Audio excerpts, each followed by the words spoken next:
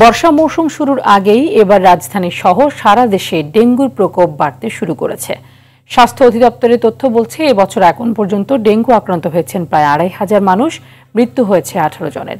রাজধানীতে মশার উপদ্রব বাড়লেও চোখে পড়ার মতো তৎপরতা নেই সিটি কর্পোরেশনের, এমন অভিযোগ নগরবাসীর। আর বিশেষজ্ঞরা বলছেন, এডিসের প্রজননস্থল ধ্বংস করতে না পারলে শুধু ওষুধ ছিটিয়ে লাভ হবে না। সাদিয়া কানিজের রিপোর্ট, ছবি তুলেছেন Nihan Nandi. Colour expert, George sap এবং মাইল্ড অন হ্যান্ডস টেকনোলজি সমৃদ্ধ অরিক্স ক্রিস্টাল ওয়াশ আপনার লন্ড্রি এক্সপার্ট। ১.৫ মাসের শিশু সায়ান ডেঙ্গু জ্বরে আক্রান্ত হয়ে ১ সপ্তাহেরও বেশি সময় ধরে রাজধানীর শিশু হাসপাতালে ভর্তি। শুরুতে স্বাভাবিক জ্বর মনে হলেও পরীক্ষার পর শনাক্ত হয় রক্তে মিশেছে ডেঙ্গুর ভাইরাস।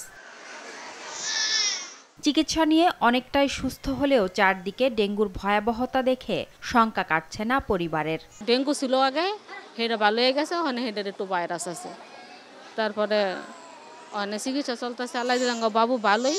চলতি বছর এখন পর্যন্ত ডেঙ্গু আক্রান্ত হয়েছেন প্রায় ২৪০০ জন, মৃত্যু হয়েছে ১৮ জনের। প্রতিদিনই হাসপাতালে ভর্তি হচ্ছে গড়ে ৪০ থেকে ৫০ রোগী।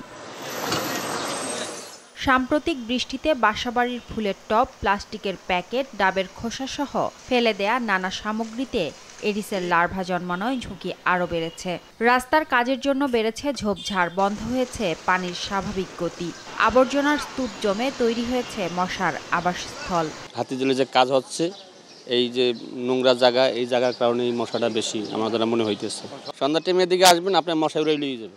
ব্যাপার হচ্ছে কি, আপনার এই যে কাজটা বন্ধ হয়ে গেছে না, কাজটা বন্ধ হয়ে যাওয়ানে আপনার এই জঙ্গল কিংবা ঘাসপালা এগুলা বারণে আপনার মশাটা বেড়ে গেছে, আর এখানে পচা পানিটায় মশাটা আর উৎপাদন বেশি হইতেছে। আশেপাশের মানুষ যথেষ্ট সচেতন। কিছুদিন আগে এখানে পরিষ্কার করছে, নিজেরা উদ্যোগ নিয়ে পরিষ্কার করা হয়েছে, আরও পরিষ্কার করবে, কিন্তু তারপরে মশা কমতেছে না।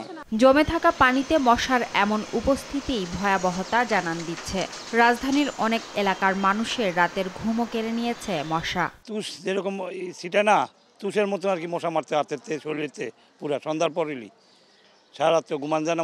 মশাই টানাইলো, এরপরও মশার ভিতরে ঢুকে কয়েল চালায়, কোনো কাজ হয় না। আপনি আর 1 ঘন্টা পরে আইলে মনে করেন এত মশা, আপনার আলগা লাগবে এত মশা, কিন্তু মেডিয়ার দেয়, ওষুধ দেয়, কিন্তু কাজ হয় না। কিন্তু ঘরের ভিতরেও এখনো ঢুকে আছে, রাতে তো ঘুমাইতে পারি না, 4 তলার উপরে। মশার প্রকোপ থেকে সবচেয়ে ভালো, এতে কোনো কমতি নেই। মশা সার্বক্ষণিক ভালো সার্ভিস দিয়ে যাচ্ছে। মশা সার্ভিসে তো অন্য সার্ভিস কম হলেও কি, মশার সার্ভিসটা ভালো আছে।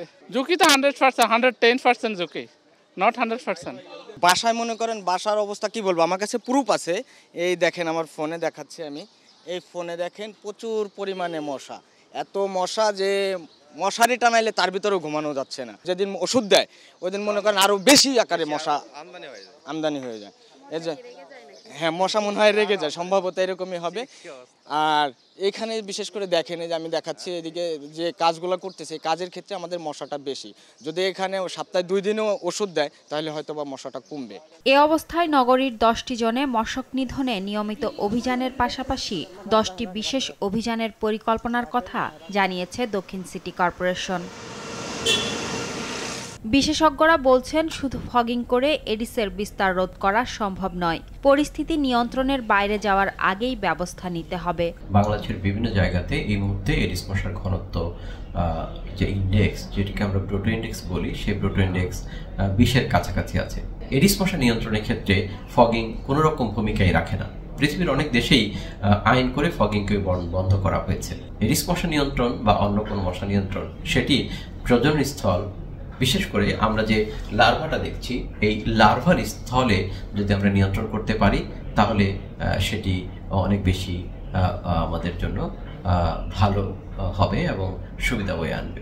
লার্ভা ধ্বংসের কাজে নাগরিকদের সম্পৃক্ত করার পরামর্শও দেন তিনি। সাদিয়া কানিজ, RTV, ঢাকা।